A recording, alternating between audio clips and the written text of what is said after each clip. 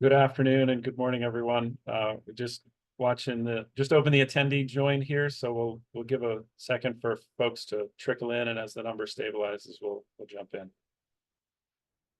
Thanks for your time today.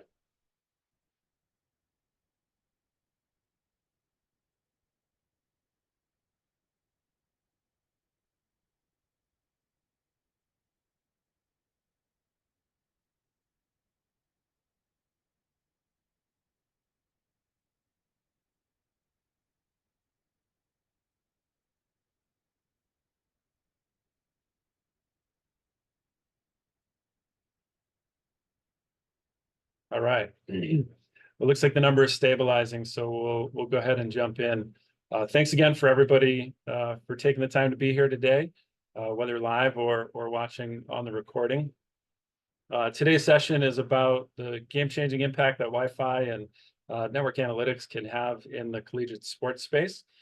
My name is Kevin Wittnebert. I'm going to be your host today for the conversation, an exciting conversation to be joined with by Kevin and Todd from Auburn and BYU. And we'll take you through some of the lessons learned that they've had through the impact that Wi-Fi and analytics have had on their respective organizations as well. So before we jump in, a couple of housekeeping items. Just one, everybody is on mute for this session because it is a large group. There's over 100 people registered here today, which we appreciate. We do encourage comments though, or questions. The best place to answer and ask questions is in the Q&A panel, although we will see them in chat as well. Q&A allows us to answer directly with a respond chat as well.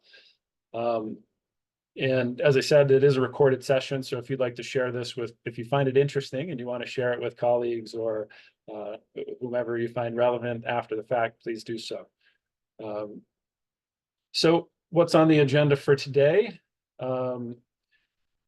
There's a few things. We'll step through some of the trends and challenges around connecting college venues.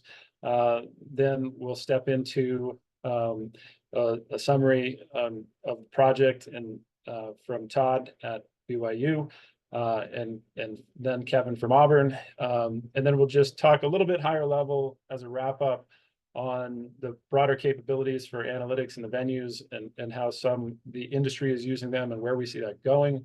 And then we're going to do our best to leave a good 10 or 15 minutes for Q&A at the end. So feel free to submit those questions as we're talking in real time, and we'll probably field the majority of those at the conclusion of the session. So quick introductions. I guess I'll go left to right, start with myself. Kevin Wittnebert, been with Extreme Networks for 18 years, and for the last 11 to 12 have had the pleasure of leading our venues practice. That's everything from sports venues like college venues, professional venues, airports, amusement parks, and anywhere that large groups of people go to have fun. So it's quite the pleasure. Todd Berrett joins us from BYU.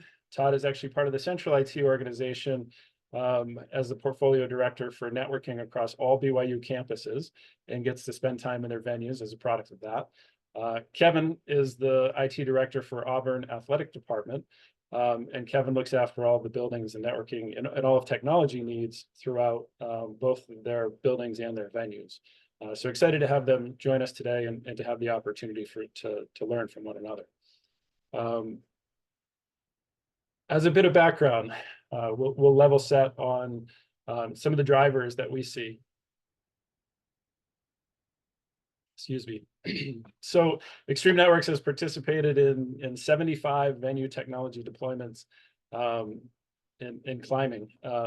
People generally come to us for 4 primary reasons.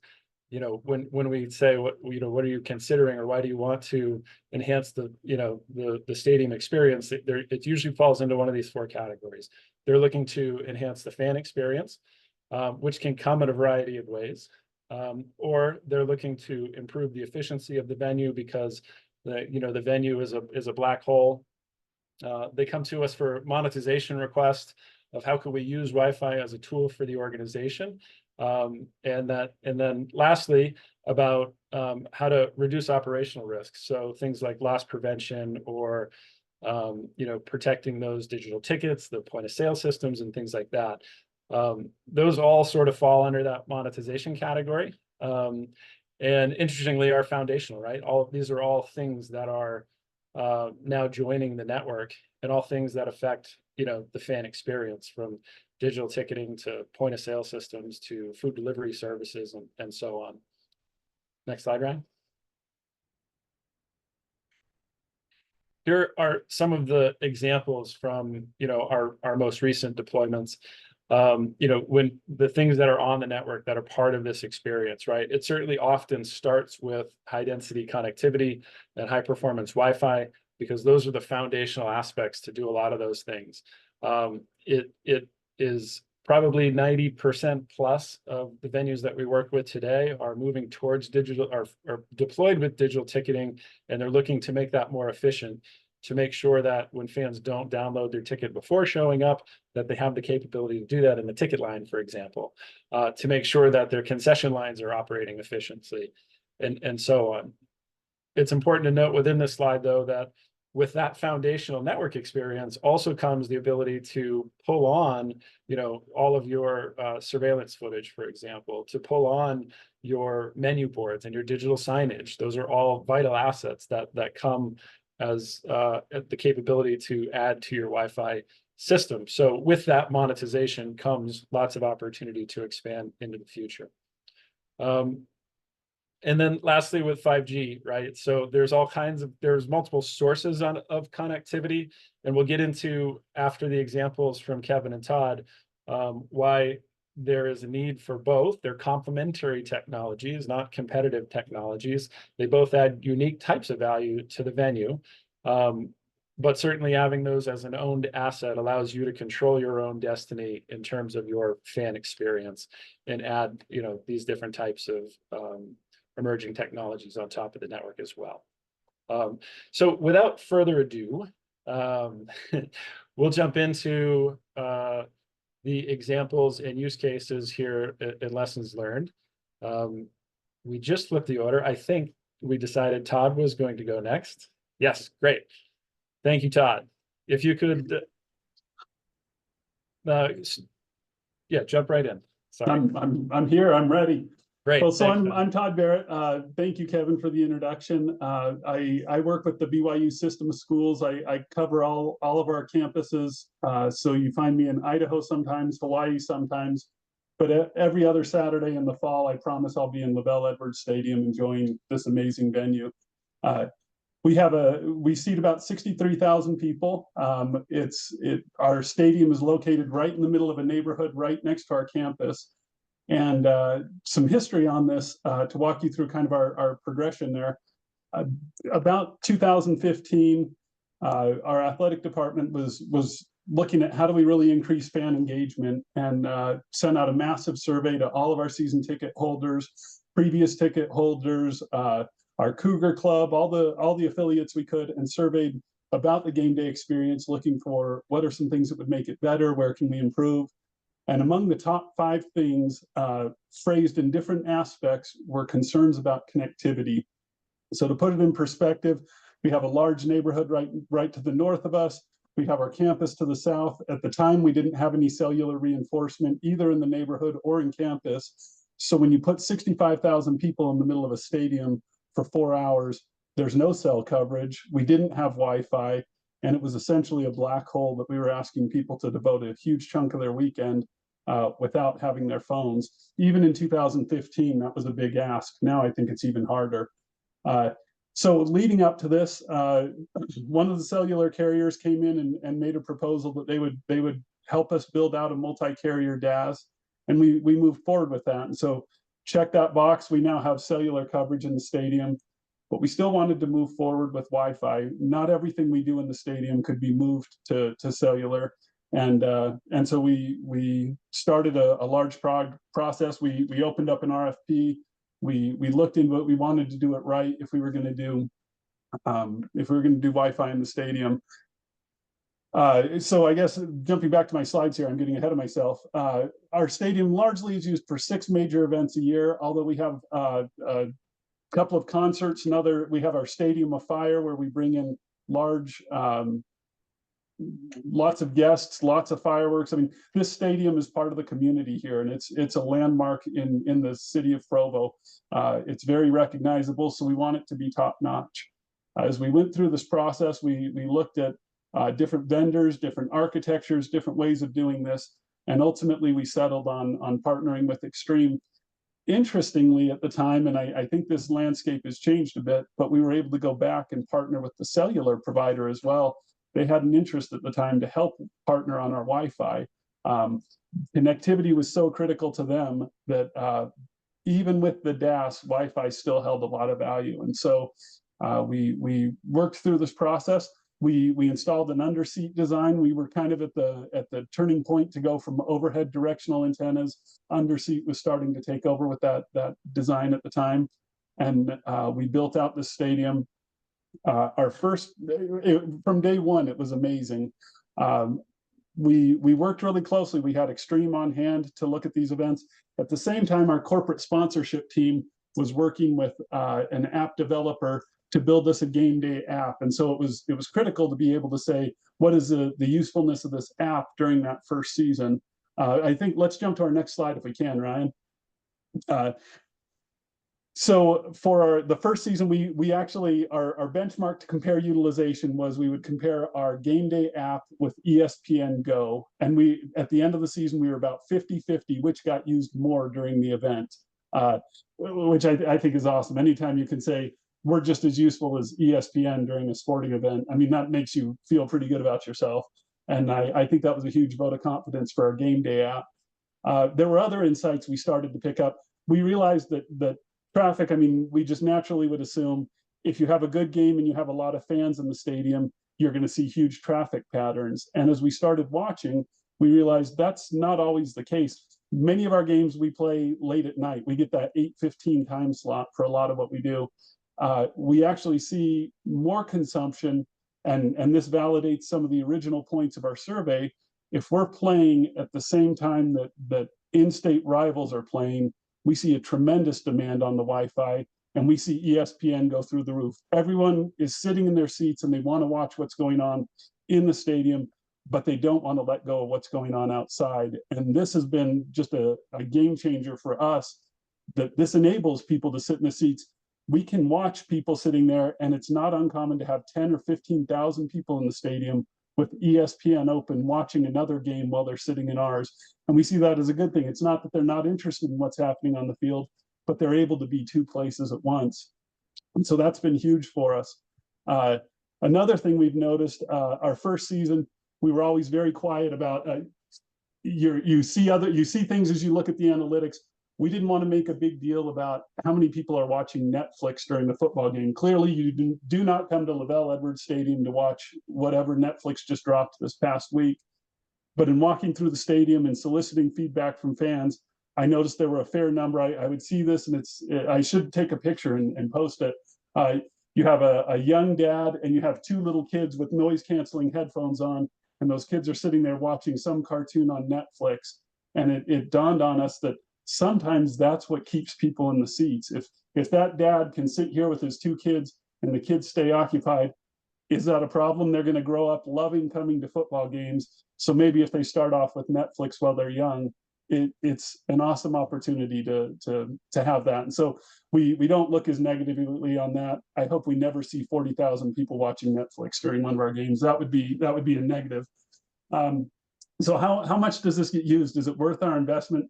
When we were starting out, it was a little bit of a scary endeavor because it's kind of a if you build it, they will come model. We tried to partner with dining services. I mean, hey, you can use this for mobile food delivery and things like that. And the response was, when you've got it, maybe we'll see if it works for us. And other groups, it really took a leap of faith to say, let's get it installed and then let's see where it goes. So we installed I think it was up and running for the 2017 football season. We ran that system for a full 5.5 years, and we just recently replaced the system for our 2023 stadium. It was useful enough. Spoiler alert, it was worth it.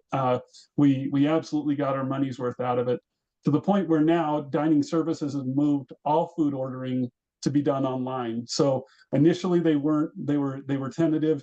Now they're fully on board, and this is how you order food. In terms of consumption, when we originally did our design spec back in 2015, everyone was telling us that plan on a 30% take rate. So 30% of the people should be able to use the Wi-Fi at any given time, which for us is roughly 20,000 simultaneous devices. That was kind of our design goal.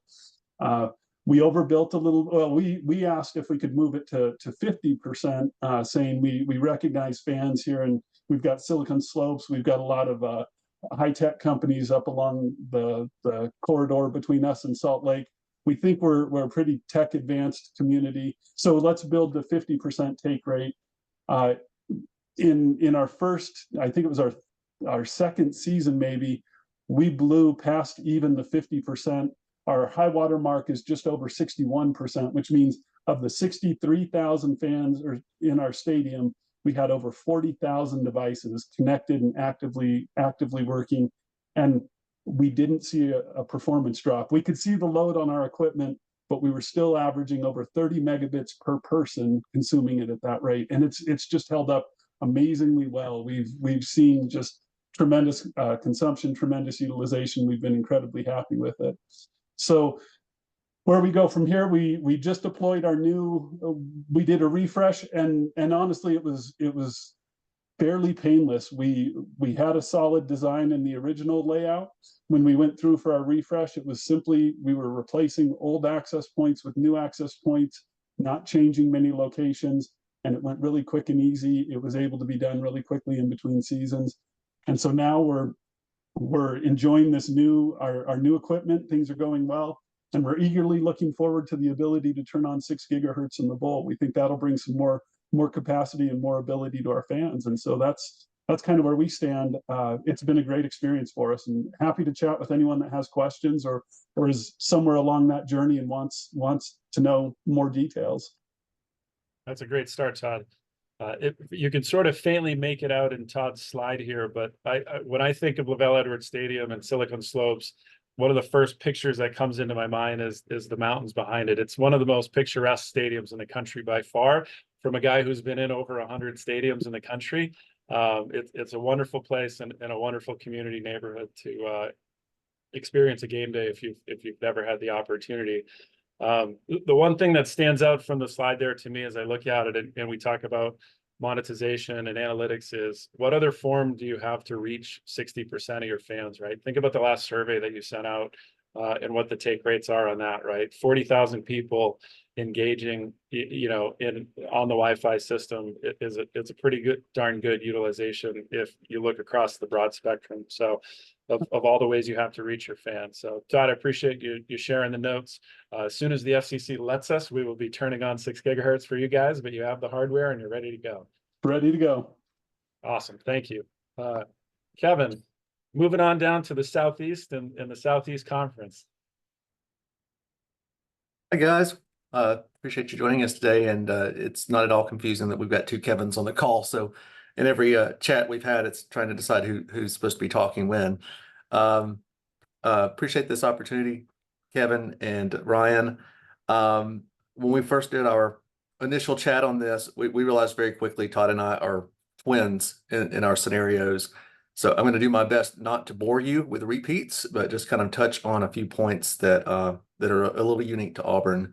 One thing, we were a very early adopter of Wi-Fi in our stadium. Our initial install was in 2010 with a partnership. One of the cellular providers was on board to help us at that point. We learned some challenges along the way. So our stadium has almost no handrails. At the time, that was a great mount point for some of these devices. The underseat models had really not come into play yet, so we were broadcasting directional antennas through concrete and found out very quickly that's not an ideal opportunity for Wi-Fi signals. We had roughly 500 devices, 500 APs in our bowl, and we hit the first game and realized we almost shut down the system because just not enough capacity for that crowd, which, by the way, I learned something on this slide that I did not know. We are the 11th largest on-campus stadium, so appreciate Extreme and NACDA for looking up that fact for me. I had no idea. On top of all those challenges, at the time, there was no revenue to be seen from Wi-Fi. So if we would not have had a partner at the time, I don't think we would have done it. Now, coming 13 years beyond that, 14 years at this point, we've been able to realize that value. So we began an endeavor around 2019 to find a Wi-Fi partner that would work with us for a renovation. I would say if you are in this boat of kind of starting the feelers for a system in your venue, hire a consultant. Unless you have someone on staff that's very familiar with venue systems and RF, I would say that was the most beneficial thing we did. We used Aspen Venues as our consultant. Their knowledge was supreme. Just say that they had relationships with all vendors. They know their RF signals. They even down to the cellular level. So very, very helpful. Ultimately, we did decide on Extreme as our vendor. A few things we wanted to get out of this. Our goals in a system was, one, bring it up to current standards. So we knew we wanted Wi-Fi 6. We had added ticket scanning, which I'm sure a lot of you have as well in those last 13 years. So we had to expand our coverage to include, beyond the gates. So 25 feet was our ideal scenario, 25 feet outside the gate, to make sure we were covering those fans as they were approaching and pulling up their digital tickets. We wanted to offer a cellular offload for our preferred vendors. So we've managed to do that as well. And then we knew we needed to withstand the elements. These open air venues take a beating for 12 months of the year, especially in these harsh, southern environments, which, Todd, I'm sure snow doesn't help you either. But yeah, humidity, rain, wind, dirt, you name it. We wanted a device that was IP67 rated to make sure it could withstand the harshness. And then lastly, for future proofing, we wanted a system that offered a Bluetooth proximity as a technology, BLE. So we haven't really used it yet, but we plan to, eventually take that to a marketing level, be able to offer in-venue services based off your location. So I'm going to flip now a little bit of what we want to get out of this in the future. So marketing by far would like to see, the ability to do those in-venue campaigns. They want the dashboarding to see which apps are being used. And I'll say I'm a newbie to this. Todd's got several years of analytics forefront on me. We spent our first season here with this new system just tuning, making sure the fans were happy. We have not even dived into the world of analytics and campaigns. But coming soon, we really want to work on those dashboards for our marketing team. How can we take advantage of this system? Multi-angle replay has come up frequently as a service we'd like to offer. And I think Todd touched on this a little bit. Our vendors within the stadium, being able to expand now, we can get them off a wired connection, which is problematic in these big open concourses. We can offer our concessionaire the ability to go wireless and offer more kiosk-based locations. And then we've also taken some of that outside the gates. So we've set up some vendor spaces that allow you to step out of the stadium and still function the same way as you would inside. And lastly, I don't want to jump into this too much, but I did think about it, and this question has come up a lot. I bet it has for many of you as well, of why do we need a Wi-Fi system when we have cellular and DAS and 5G as offerings? And I can say they have certainly complemented each other very well. There's a lot of services that you just can't quite do on the cellular network yet, especially for those in-venue specific services. So I'm very, very much looking forward to I like the partnership there, but I do see now, and I would say with confidence, that there's a need for Wi-Fi on top of a cellular solution. So Ryan's got the slide up right now. This was just some highlights from this 2023 season for us. We far exceeded our bandwidth. We had We had been on 600 meg circuits on our previous system. We went to two 10 gig circuits for this one. Our biggest game of the year, 14 gig throughput and over 10 terabytes of downloaded data. So I think when we started looking at this, those were Super Bowl levels, were they not, Kevin? And I'm proud to say that we've exceeded that as an NCAA school. So again, just like Todd said, appreciate the time. And if anyone has questions, I'm happy to share my contact information. I'm sure that will happen after this webinar, and we'll talk to anyone about this system and how it has benefited us. Thanks, Kevin. That's great. Yeah, yeah. And I'm actually joining from Vegas, so we'll see what this year's Super Bowl numbers are come next week when Extreme Pet publishes the next infographic. That's a great summary, Kevin. I think you're underselling a longstanding sellout streak too. If I'm not remembering the exact number of years, but Auburn has a famously long sellout streak there for Jordan-Hare Stadium as well. So it's a great venue, and also one I'd encourage you get to. One thing the guys both mentioned, we've all mentioned questions. So just keep in mind, guys, you can start entering questions at any time. And as we wrap up here, we got another 7 or so minutes, and then we'll enter into our Q&A period here. So feel free to start entering them at any time. So thanks for that, Kevin. One other, interesting scenario for both Todd and Kevin is you think about the impact of these networks, and that backhaul is an interesting component as well. What's around it, right? Auburn is obviously a smaller town.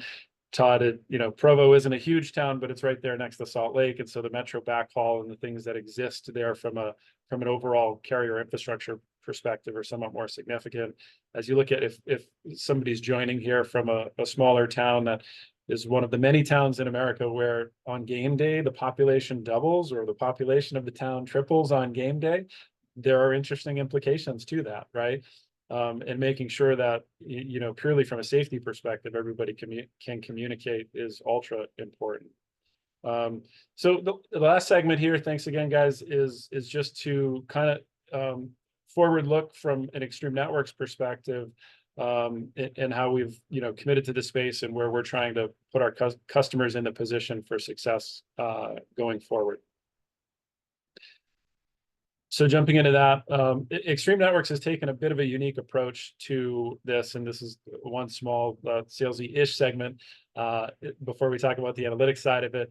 But we are the only manufacturer in this space that really has put end-to-end customer lifecycle resources. What do I mean by that?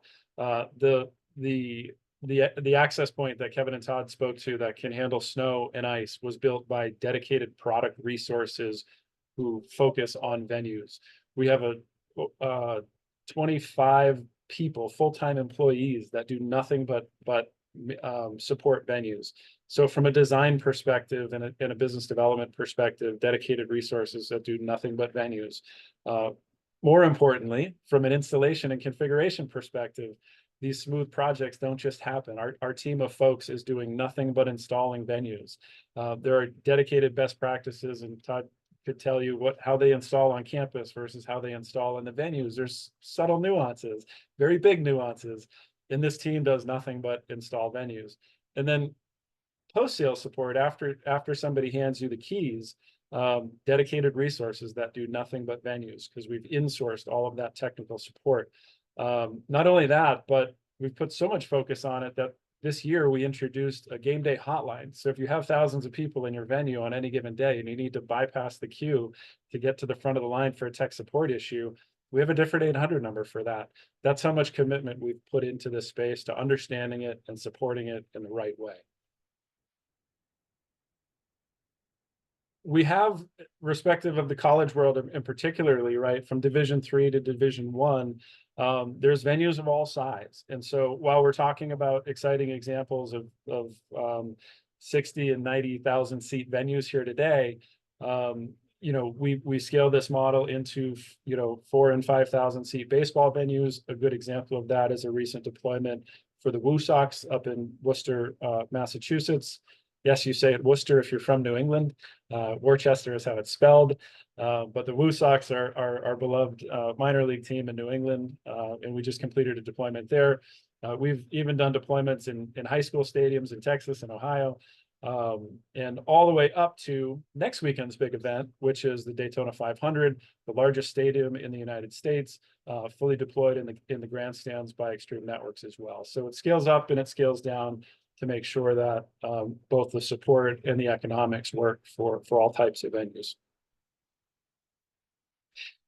You heard both Todd and Kevin talk today about the need for coexisting carrier services and Wi-Fi services. And certainly if you're in one of those more rural towns where the population is doubling or tripling, there's an even greater need to have that dedicated service from a Wi-Fi perspective. But there's a couple of major differences. One of them is the fact that Wi-Fi is open and equal to all, right? Carrier services are typically built for a specific carrier. Also, and here's where the analytics come in, the reason that your single person phone call plan has a 25-page monthly statement on it is because of all of the restrictions that are there from the FCC on licensed spectrum. You're, in most cases, largely not allowed to look at how that traffic is being used, right? What are people doing on their phones? Whereas that's just the opposite in Wi-Fi.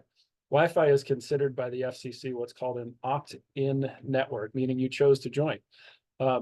And when you've chosen to join, there's a lot of cool things that you can get from a smart Wi-Fi system to learn about those fans, like Todd's example with the Game Day app and ESPN Go. By the way, huge shout out to the app development folks at BYU. I've never seen anywhere close to 50-50. Usually ESPN is significantly more than the local team app, and time again, BYU's app stands up to that test.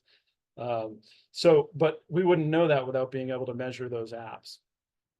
From an engagement perspective, it's pretty simple from a marketing perspective, college, digital and external affairs side of the house, right? From the external affairs side of the house, it's a pretty much a consensus agreement to say getting a fan to change their behavior is a significant challenge.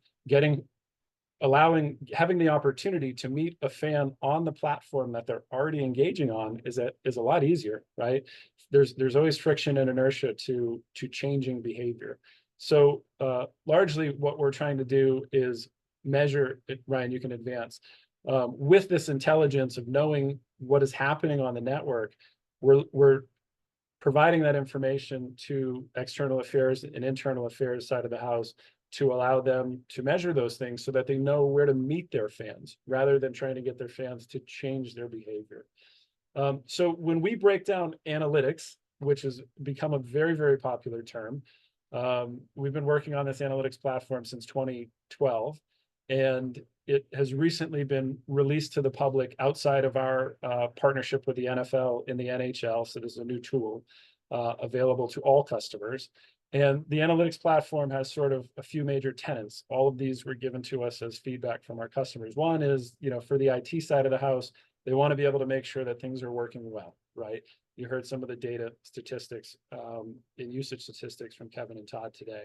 The second is that fan conversation, which we were just having. How do we learn about what fans are doing so that we can have our social media interns be on the right platform at the right time during the event so that we can catch as much fan engagement as possible. From the business development standpoint, if you are deploying a new mobile app, or if you have an application partner, a new streaming partner, if you're one of the schools that is changing conferences and you're getting ready to turn on the Big Ten network or the SEC network for the first time, how do you measure those services versus other streaming that's happening in the venue to know what the adoption is within the venue? If you're in a state that has legalized sports betting, that's a huge application tracking need right now as well. So IT information, application information for external affairs. And then the last one, and the one that I get really excited about on a go-forward basis, is that operational intelligence. Where are fans spending time? Where are they going when they're in your venue? How long are they staying there? So put that into different terms. What is the average wait time in all of your gates? What is different about gate 1 that might be a 30-minute wait time where gate 2 is only a 10-minute wait time? How do you categorize those different areas of use within the venue? If you have a significant number of people that are entering on the east side that are actually sitting on the west side and clogging up your concourses during an event, what can you do about that from a communication standpoint to help evolve those things in the stadium? So we continue to evolve this product. It's a very exciting product. And we're always looking for feedback and new use cases to grow this cloud analytics platform. But this is where we see it going, is continuing to make the intelligence better and more applicable to the teams that are using the technology. Investing in Wi-Fi, though it does scale up and down, is not insignificant. And our belief is, if you're going to make that investment, you should get something back. It should be an intelligent infrastructure that can enable you to make better business decisions about where to invest your digital dollars and or how to make some operational improvements along the way.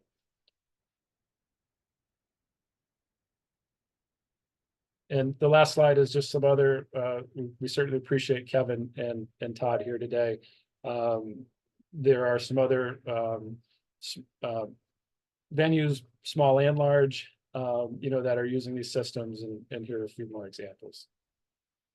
So with that, I'll stop the commercial, and hopefully that is applicable, certainly exciting from our perspective, and we'll jump to Q&A.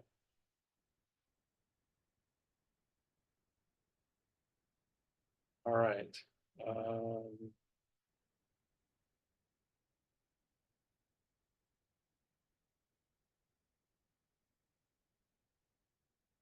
All right, question, Kevin and Todd, I'm going to let you guys take a swing at the first one here, because I know there were thorough conversations about both. The first conversation is around the process for getting the projects funded. How are each of you able to get these projects funded? I So think in this our has case, changed over the years. Sorry, Todd, go ahead. go ahead, Kevin. We had the benefit in 2010 of a partner stepping in and saying, we'll fund this 100%. It is a cellular provider, and I don't think there's any reason I can't tell you. At the time, it was Verizon. Verizon's been a very good partner of Auburn throughout the years. That model has changed. When we started this renovation, while Verizon still wanted to take part and still be a prominent partner in the deal, it lended itself more to Auburn funding this project. So significant amount of this was capital money from Auburn, with a little help from a vendor. And Todd, add to that as you will.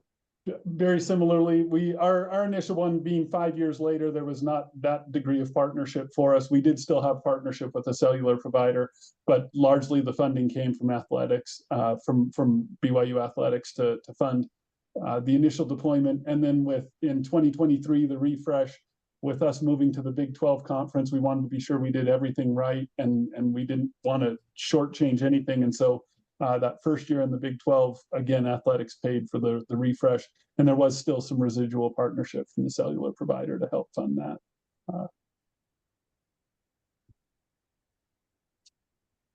Any comments, guys, on the internal interest groups, internal affairs, external affairs, and the things that they kind of keyed on during that process, things that were most valuable to them? Or I know I'm putting you on the spot, so no is an okay answer too.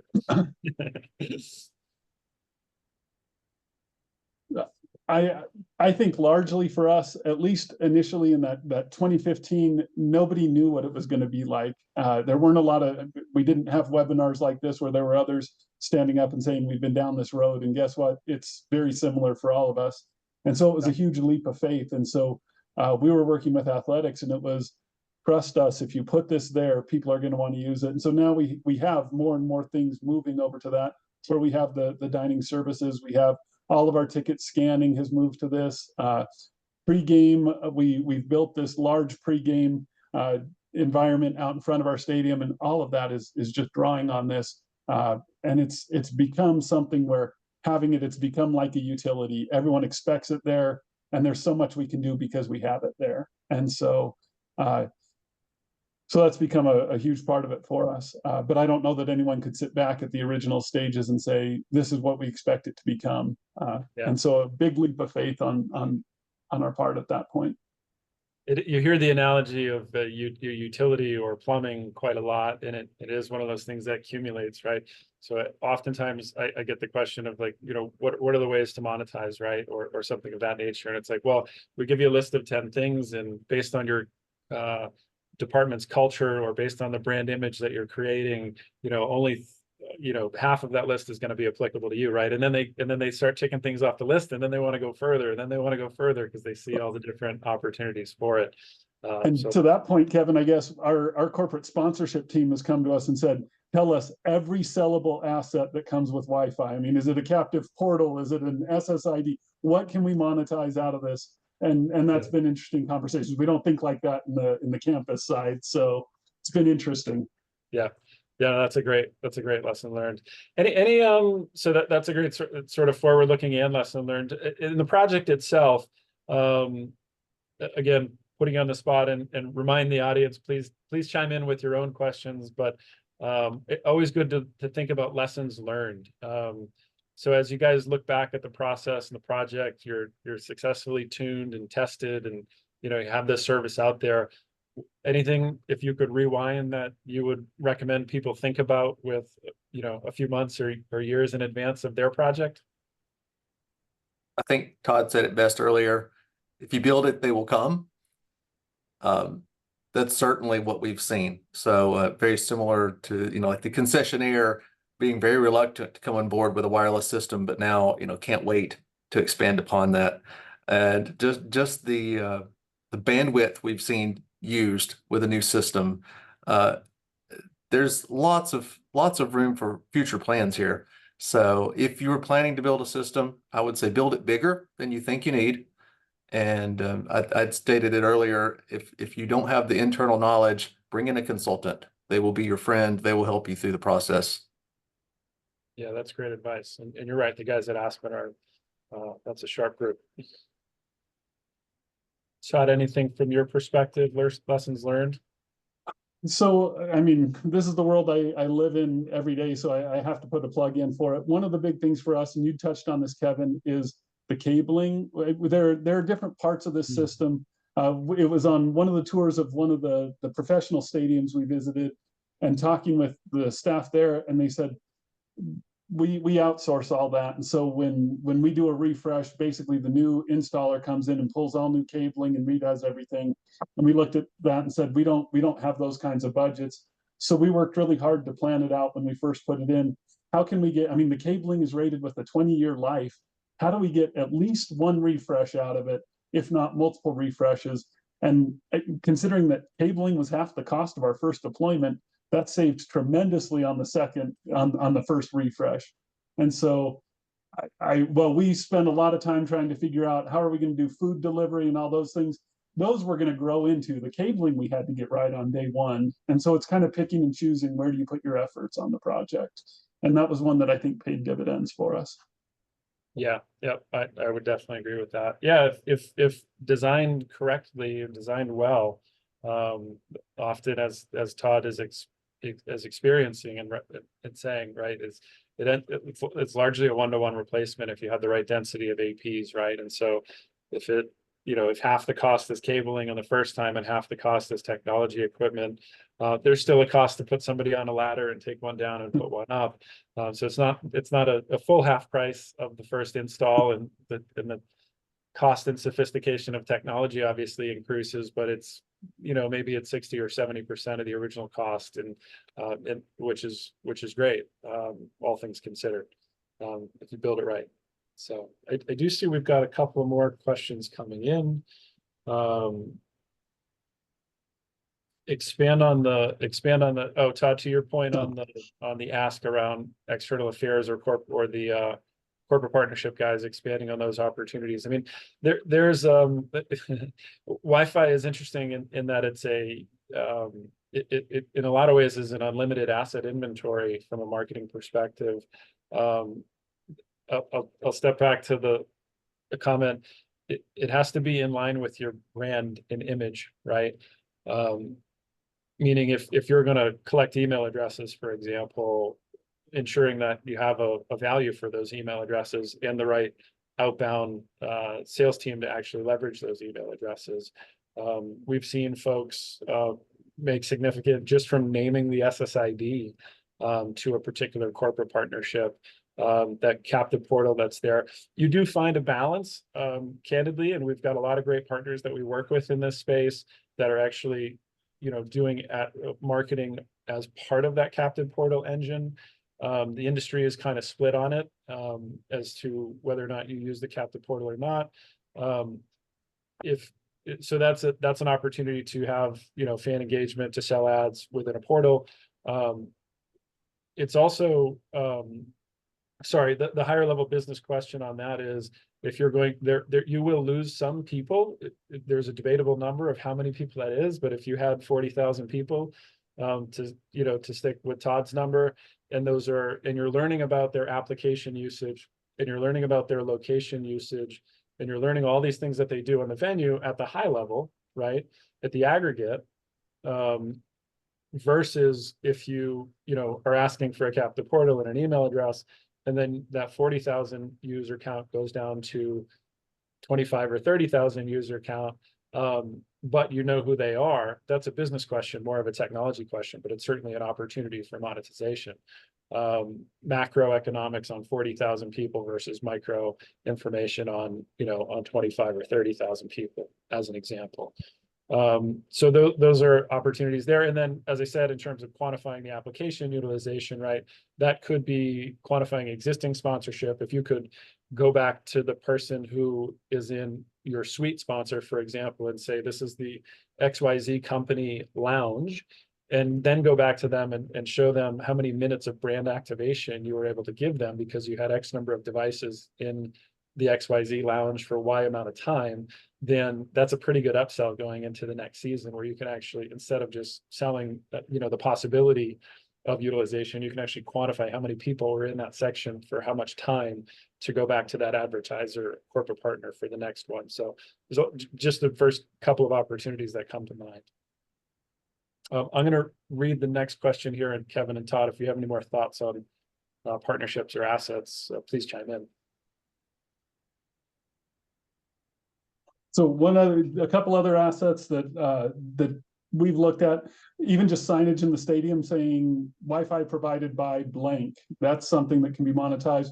One of our partners that helped with the install, they ended up putting logos on our headsets one of the years. And then the SSIDs that Kevin talked about, to put a company name in an SSID right there, and to assure them that they have a certain degree of bandwidth for their people on that SSID, that's a pretty big deal. And so we've seen some good opportunities come from those. Yeah, those are great examples, Todd. Thank you. A new question comes in for Kevin or Todd. Have you expanded the system to any of the other outdoor or indoor sports venues that are on the campus facility? Any fans expected campus facilities to operate in the way that football does? Yeah. So the expansion of the existing system into basketball, baseball, other facilities on campus, any thoughts there? There is certainly appetite for it. I will say at some point, cost has to come into play here. As we utilize those other venues in higher capacities, like I'll say for right now, our basketball team is doing a wonderful job. So if we keep filling up those seats, I could see us expanding into probably an arena next. Certainly nothing as large and complex as a football stadium. So it could happen, but as all of you know, funds are limited. So we have to just take that from a year-to-year budget. Yep. So we did our basketball arena about 2 years after we did our stadium. Our basketball arena is a little different. There isn't time on this call to explain all the nuances there, but it's actually an academic facility. And so that was a different funding source, a different type of project, and a whole different magnitude. Our stadium is 1,200 APs. Our basketball arena is 140. So our 18,000 seat basketball arena is a lot smaller scope. But we have extended it there. And then we started looking at how do we make sure it's the same fan experience for those who go both. The stadium is the same SSIDs as the basketball arena. So when you show up, your phones automatically connect and you're at home. That's what we want you to feel. And so that's been interesting. But then converting it back to an academic facility the other 7 days a week has introduced some other, or the other 6 days a week, I guess, has introduced some interesting challenges there. So we do have that, and we're looking at ways to do some of our other facilities where we play volleyball, our indoor arena there. We do have Wi-Fi. It's not quite built to this level though, and so it still needs some redesign and some work. Comes back to funding, like Kevin had said. Yeah, and I'll throw out there as a transitional point, I guess. We do across our 75 venues, we do see that question frequently, and maybe the football stadium is the initial investment, or whatever your largest stadium is. Basketball in some schools is your largest investment, and your focal point is the fan experience there. However, you are selling tickets for other events, and you are providing concessions at other events. So there's a comprehensive deployment at venue one. And the core, the brain of the network is built to that large venue.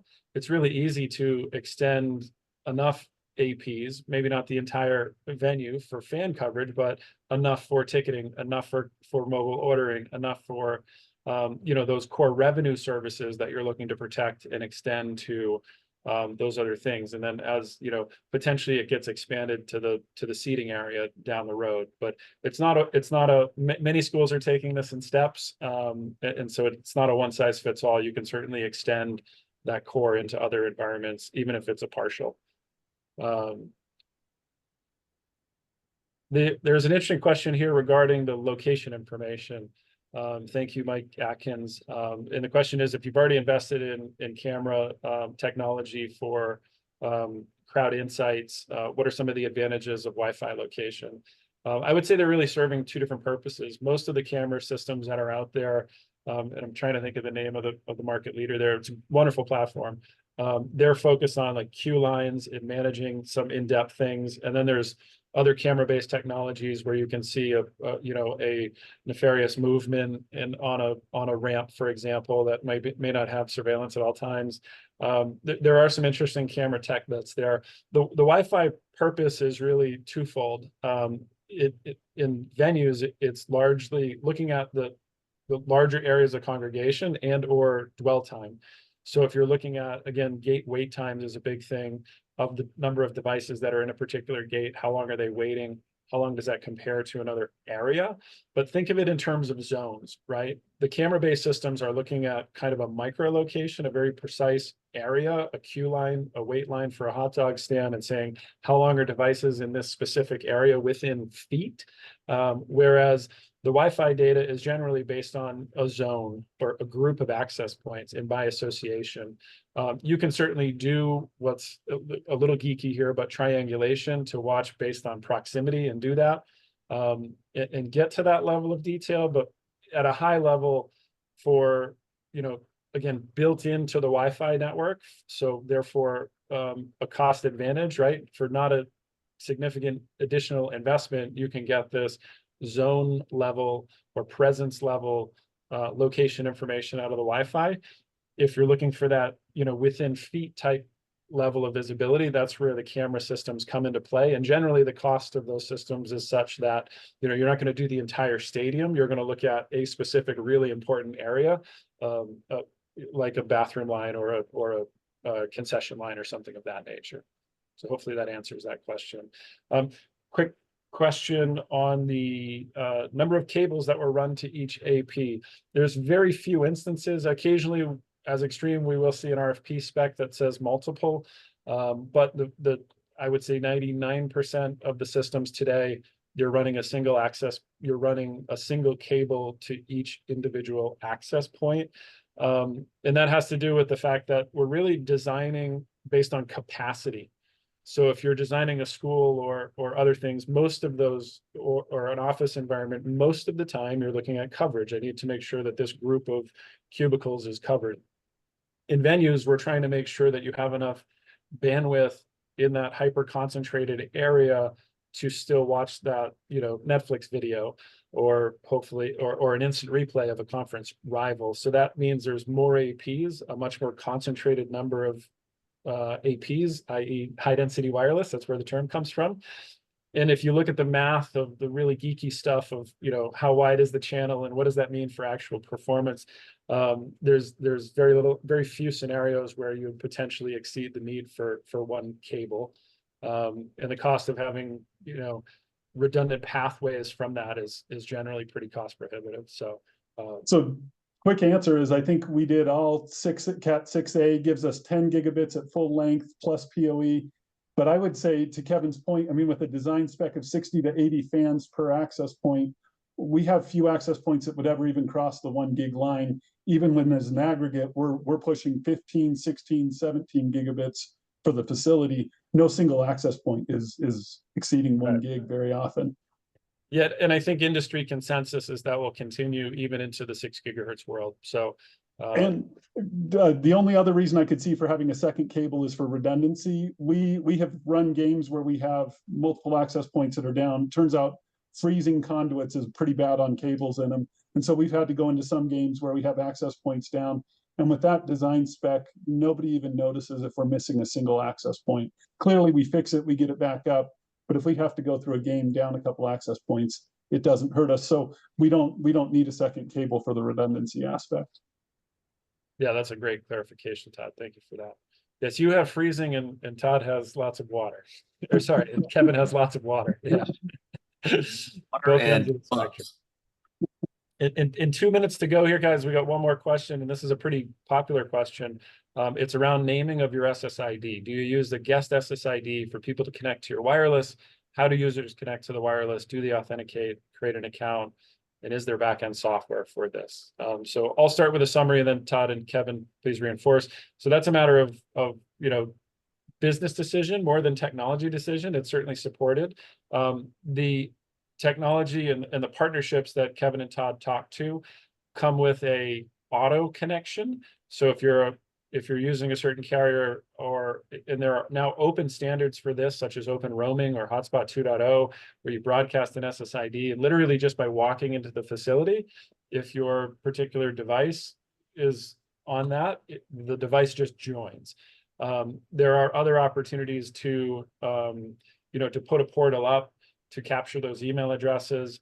That's less common. And then the more common thing is just to have a, hashtag go your certain team, to put it to the top of the SSID list. And that's also a nice trick to allow your social media staff to monitor the commentary coming in on the Wi-Fi. Kevin, Todd, any thoughts on SSID naming? I actually wanted to ask Todd this question as well. So in the academic space, they required us to be separate from campus. So we actually we have a separate ISP strictly for the guest network. It is completely segmented from campus network. So Todd, you see more of that from the full campus side. Was that a similar concern? We, being a private institution, we do things differently than some of the state-funded schools. So we have a little more liberty in how we do some of these things. We use the same campus ISPs for our athletic events as well, in terms of the backhaul network. And so, I mean, that's awesome. We don't have a lot of demand on campus, so we can leverage 100 gig links to the stadium. We never come close to that capacity. In terms of SSIDs, we see a large number of people automatically onboarded the way that Kevin said, because of the cellular provider. We opted to pick one SSID and use the same in all of our athletic facilities during athletic events. So if you've connected once, you'll connect again when you go to another facility. And so that's been helpful. We have spent way more time discussing such a simple question than I would even like to admit. At the moment, and I reserve the right that this may change in the future, we have no captive portal. And I think that's why we see such a high take rate. There are a lot of potential dollars behind it. So I don't know that it'll always stay that way, but that has helped us get a lot of people on the network. There are signs all over the stadium that say connect to our Cougars Wi-Fi. And we just see tremendous numbers of people getting on it and using it. And once they've done it once, it's there every game when you come back. And I remember same for us as well. Thanks, Kevin. I remember sitting in the booth, Todd, with you monitoring that first game, and Even something as simple as when they announced the SSID on the PA system, we watched the utilization go like straight up, like just making sure people, they'll get to it eventually, but even subtle promotions will have people hop on very quickly. So and then one other thought that comes up a ton in higher ed is EduRoam is on a lot of campuses, easily supported. Some people choose to put it on like Sunday through Friday, turn it off on the game day so that everybody's treated like a fan on game day. But if you're an open stadium and kids are running the steps during the week and things like that, easy to turn that on to as a potential SSID. And then the last comment is go Holy Cross. We're with you on that. Great school down in central Massachusetts there. Hopefully the folks are listening. So I see we're a few minutes over, so we'll pause there. Again, we forgot to put or didn't decide to put individual contact information here, but Kevin and Todd, I certainly appreciate you offering to answer follow-up questions. Same here from the Extreme perspective. We have a dedicated team for college on my team, and we'd be happy to handle any follow-up. So thanks for sticking with us. Again, feel free to share the link to anybody who you think would find this interesting. Most of all, Kevin, Todd, appreciate your time and preparation for the session. Really value your insights here today and your partnership. Thank you. Thank you. Thank you, everyone. Thank you. Thanks all.